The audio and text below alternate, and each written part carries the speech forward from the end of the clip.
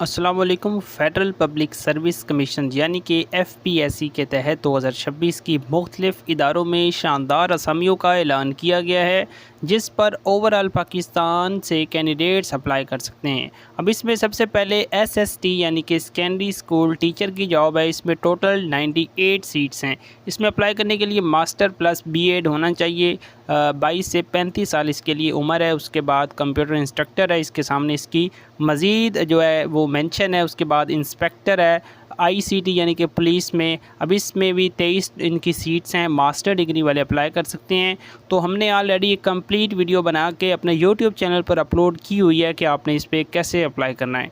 तो अगर आप इस चीज़ में इंटरेस्टेड हैं, हमारा चैनल विज़िट करें, वहाँ से कंप्लीट वीडियो देख के उसके मुताबिक अपने मोबाइल से ही आप अप्लाई कर सकते हैं।